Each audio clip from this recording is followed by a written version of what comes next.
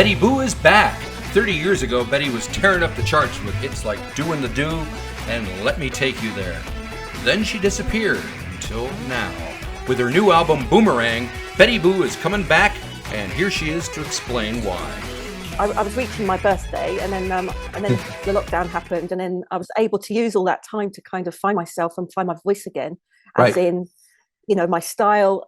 What would Betty Boo sound like now? And I had to just experiment, really, because my music was very different back in the day, and but my process, I realized that my process wasn't that different, actually, because of my hip hop background. I always love listening to I love experimenting with samples and things.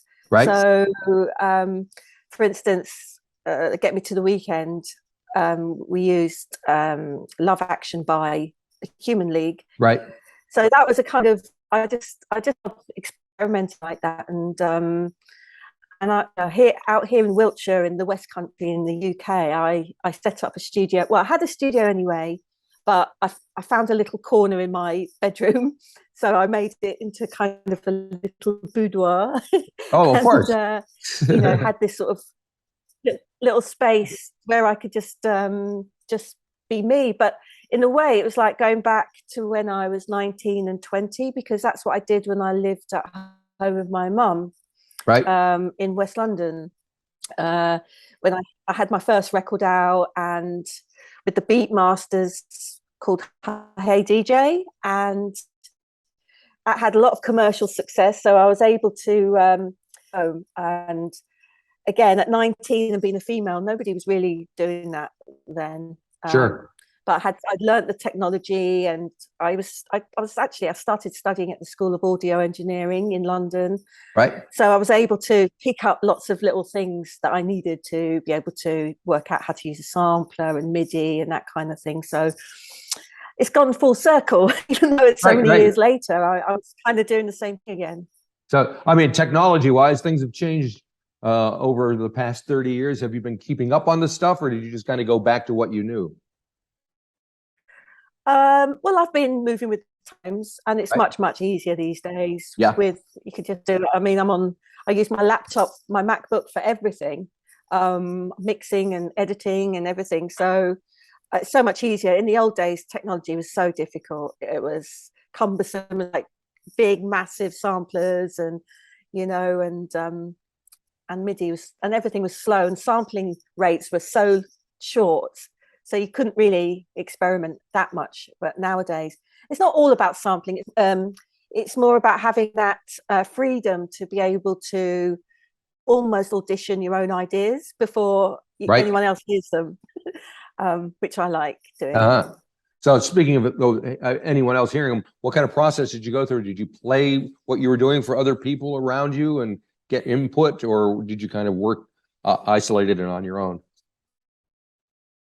Well, there was a kind of two-way process, actually, because my co-producer and co-writer Andy Wright, both of us worked in a way where I was able to. He would give me one version, and then I would work on it to make version 2. Goldberg would sort of mix it and then make it, develop it, and then send it back to me, and then I'd send back a version. So we'd go through this whole process until we got to about version 7, and that's when we sort of finished it, which is great. And I found a new way of working, which I love, because because being out in the countryside, having to go into London all the time to go to a studio was quite time consuming. But this way I was able to experiment, like I said, and also work on Zoom and work on FaceTime. Right. So the other thing that's changed quite a bit is just the music business in general over 30 years, obviously, as everything has. So did you have to kind of make adjustments for what has happened since then? I mean, nobody pays for music anymore, everybody's just streaming. No. Well, this is it. That's the thing. It's very different. And yeah, in the old days, you'd watch the actual chart positions. In the you'd go on to, you'd have to enter the top 40 in the first week of of release. Right. And then you'd get television, like Top of the Pops, which is the massive show here. Yep. And then you'd climb up the charts gradually till you got into the top 10 and possibly top 5. And that would be a 4 or 5 week process. But now, really, you could just do anything you want. You don't really need a record label. You don't need, well, I run my own record label. So, and that suits me down to the ground because, I can stay in control of what I'm doing. And also that's always what I've always wanted to do, because when I first started out, I was signed to an indie label, and they really did give me the freedom to be an artist and be myself, make my own music, style myself. I was really sort of hands-on, and it was a big risk for them in a way, having so much faith in somebody of my age, because I was 19 and 20 right until 20. Yeah, so it was sort of unheard of, really. And I was sort of an indie rap artist. Right. Very good. And I see you've released it on CD and pink vinyl and colored cassettes and all these different formats. Have you found any one of those more popular than the others? I mean, it's pretty cool that you can do that nowadays, because you wouldn't have been able to do that 30 years ago, probably. Yeah. Well, the special editions and things, I had colored vinyl and special edition stuff. That was kind of part of being in pop, really. Right. You would sort of have these things for people who wanted to collect things, and I've done the same this way with Townsend Music, and they do all the amazing sort of bundles with t-shirts and right and other stuff as well. But I love colored vinyl. I personally love the whole physical aspect of touching something, opening it, getting the sleeve out, looking at the lyrics, looking at the pictures. And the cassettes as well. I mean, I was amazed that they were able to make colored cassettes. Yes. But they're so cool. They're lovely to look at. Do people still have cassette players? I guess. Well, I guess if they got turntables, they probably have cassette players somewhere stashed away, right? Sending me pictures of them with their Walkmans, right, and their old-fashioned ghetto blasters and things. So it was really good fun, and that's what pop should be. It shouldn't be about being miserable. Right. I've always wanted to just make fun pop music. That does come across in the whole record, especially, and I want to touch on the song "Miracle" you did with Chuck D. Now, Chuck D isn't necessarily known for making the most fun music, but so how did that collaboration come about? That you and he working together on that? Yo, anything can happen.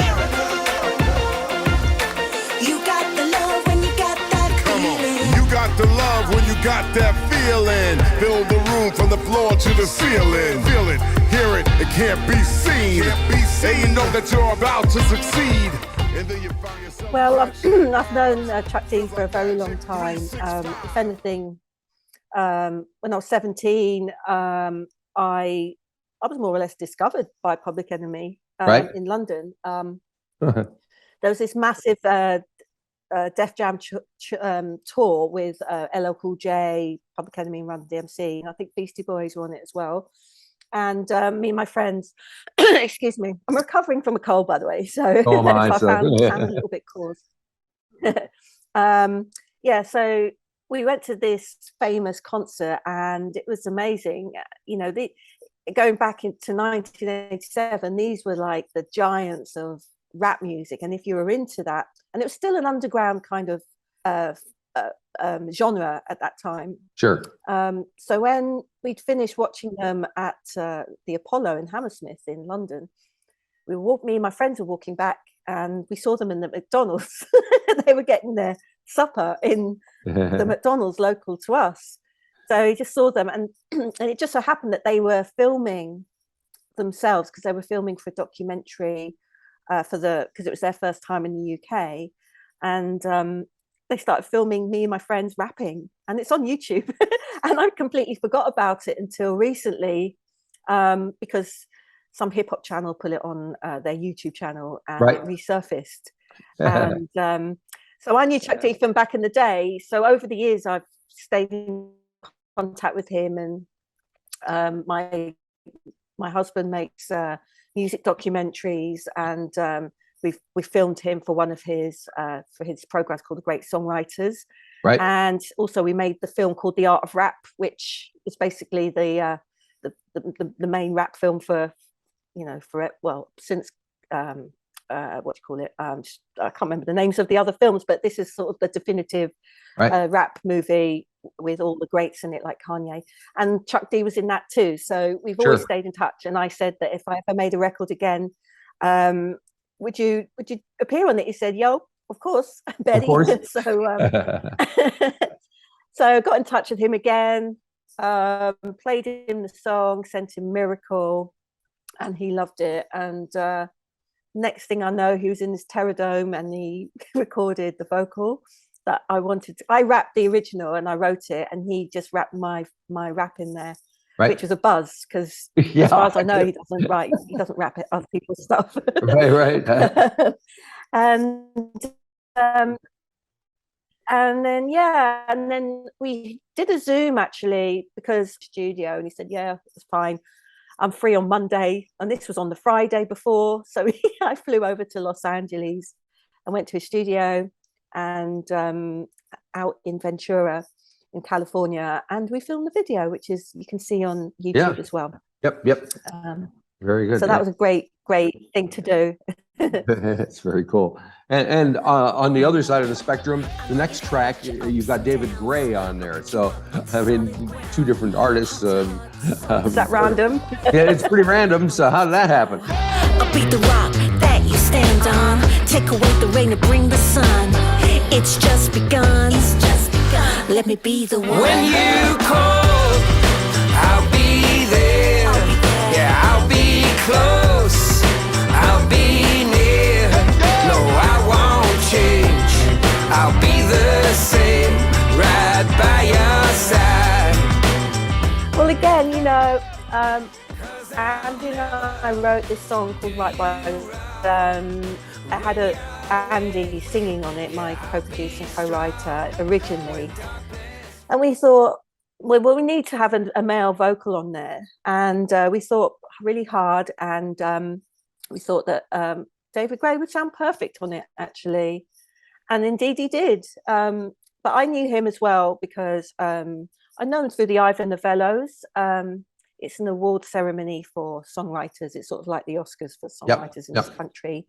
And I won one year, and he was there, and we got talking. And over the years, I've just stayed in touch with him and been to see him in his shows. So I was able to email him the track. And again, before I knew it, he'd recorded all the vocals that I asked him to do and sent me all the stems, and we plonked it in the mix. And it sounded like he always lived on it, So again, that's a great thing. But tour, so he wasn't able to do any promo with me, but it was a great success in this country, and it walked all over the radio, and it was good, really great. Now, speaking of promo, you've been doing some live shows. What's it like to get back on the stage and perform these things in front of people after so long? Well, there's two things. I've been doing festivals on and off the last 5 years or so. So I've always it's sort of like an elbow test to see whether I liked to perform again. And they're kind of retro festivals where everyone knows your songs, and it's a very comfortable situation, And but I've never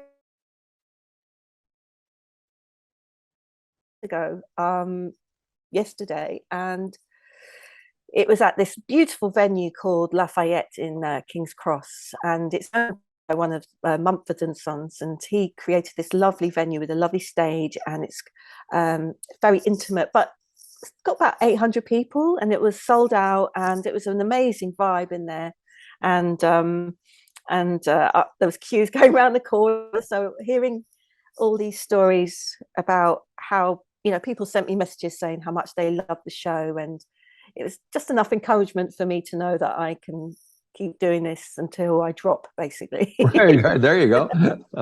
Let's hope that doesn't happen anytime soon. My God. Me too. So I'm kind of curious. You were doing your thing around 1990. Since then, the Spice Girls came along, Girls Were Loud, Hearsay, and all that. Did you feel like that was part of your legacy, that you were part of that, and it was just a matter of time before you were going to jump back in? Well, the managers that discussed Spice Girls said that I knew them, and they told me when I worked with them later on in years later, they told me that they were looking for 532s, and I think they wanted, that kind of. It was great to see them sort of be, elevated to the success that they had. It was amazing. Right. But I didn't really. The thing is, in the old days, and I say in the old days, say in the 90s, mid 90s, yep. In the pop industry, if you were 25, you were almost over the hill. That's true. It's like being a sports person. Yep. And it wasn't really accepted that, especially for females, to be making music or being a pop star or anything like that. And it's a bit like that being a model as well. People are just saying, if you're too old if you're 25, which is cray. But things have changed so much. Artists out there, Rolling Stones are going, lots of female artists are still going, like Bananarama and Kim Wilde and lots of other. Right. Kate Bush, look, that Kate Bush is bigger than ever. Absolutely. So it's great, and that's what's so different, which I think is so good about and positive about the different world we live in where we share things and Instagram and that kind of thing. I think it's a very positive thing. It's out there, and you can do anything you want, basically, if you really want to put yourself out there. And be scrutinized or whatever, Yep. You just have to be brave and bold. But brave and bold. There you go. Yeah. But at the same time, I can't do anything else apart from play tennis. So I have to do this. So I have to make. Yeah, I've just got back from tennis actually. Look, hence the t-shirt. Oh yes, you're just. Yeah. Very good. Well, must be how you keep in such great shape. But no, I love it. It's like for anybody. I play every morning with my coach, and we hit for like solid hour, maybe twice a day. And it's a bit like going to the gym for me. Yep. It's something I need to get my head on the right way. Right. Yep. We all need something, don't we? Yep. So hopefully you're not going to wait another 30 years for the next one. You got plans in mind? You got a big picture? Yeah, well, I'm actually working on my next album right. At the moment. I'm just keep going. I don't want any gaps. I just don't want to. Again, this is the thing. You could just keep put, which is what I've been doing all year, and I've loved it. Knowing that you've written something that you wrote in the car on the way back from a shopping trip, and the next thing you know, you've produced it, and people are listening to it on their turntables and their cassettes or yep. online. It's a buzz. It'll never ever change for me. But part of the challenge is always finding ideas. That's the discipline you need, right. Which I haven't really had over the years, but I've got into it. I have my place of work and the things I need. I have my tools, if you like. I have to play tennis every morning, and then I go to my computer and I start work. And then you just never know, even if you don't have ideas. I remember hearing an interview with Sting once, because right. he made a record earlier on during lockdown actually, and he said so many ideas, but he said, but I just went into the studio because you just don't know what will happen. You just have to yep. to start with something, and if it doesn't happen, you just go, oh, start again tomorrow. Yep. It's not to put pressure on yourself as well, because I found that with writing, especially during lockdown, I don't know what it was like over in New Zealand, but here, we weren't, even though I lived in the countryside, you could go for a walk, but you had to make sure you didn't see anybody or touch the Yep. fences or anything like that. But there were times when you could go to the supermarket, and I used to wait outside for my husband because the queues were going round like forever, around blocks and blocks and blocks, and sometimes you'd have to wait for an hour or two. So, and also you weren't allowed to go in two at a time. So I said, well, I'll drive and I'll stay in the car and I'll come up with ideas for the song that I'm working on. And that's what I used to do. I used to get my iPhone and sing ideas, and you know, you can take yourself off if you're not staring at four walls, you know, and you look, actually being in a car park was quite inspirational for me. You know, it was really fun. So that's how I came up with lots of my ideas. Very cool. I made a positive out of something that wasn't very, very good. So, you know, yeah. And I got to say, I mean, I got to imagine that what you've done is, for other people, is got to be somewhat inspirational, seeing you know, picking up where you left off 30 years later and just having that attitude. And have you got much feedback from especially young girls who may have see what you're doing and go, holy crap? Yeah, I've had it across the board, actually. I've had lots of lovely messages from people on Instagram saying that it reminds them of, you know, that it's kind of, it's like I haven't been away, because the music, even though it's still as fresh as ever, but it's sort of seamlessly come from the 90s, but moved into 2022. So, and it has been inspirational for a lot of people. I mean, I've heard so many stories about, like, even guys that have, it's like Doing the Do is like almost like a coming out song for them. You know, when, you know, Doing the Do meant so much to them, and they saw me coming out being, I'm half Malaysian, half Scottish, and nobody really looked like me. You know, Eurasian people there weren't that many where I grew up. So it was a great thing for guys and girls to sort of dress up like me, and hearing these stories are just amazing. You know, one guy said, who's a very, very famous, well-known hairdresser in this country, he said that he went and made clothes that like my spacesuits, and he said it was okay to be gay. He just said that you made it okay to be gay in his world. So there are lots of lovely stories like that. And there was one girl that said, I was at a festival this summer, and she said, I've got to talk to you afterwards. And I said, and I made the time to talk to her. And she said, I have to tell you that my mum had dementia, and sadly, and I couldn't communicate with her anymore. But she said, I was a massive fan, and I used to play your records all the time in my bedroom. And she said that she started playing this hospital, and she started rapping Doing the Do, even though she couldn't remember her daughter's name. And she said that these are the memories that went deep with her.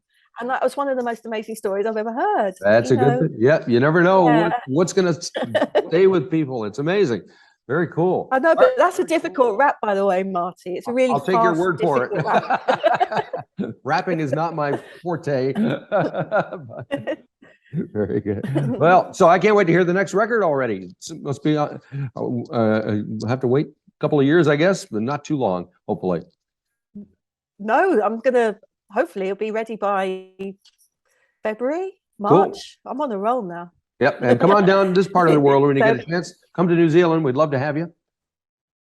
I'd love to. It'd be great. Love to go. It's actually the food. I've heard the food is amazing. That's not bad. And you've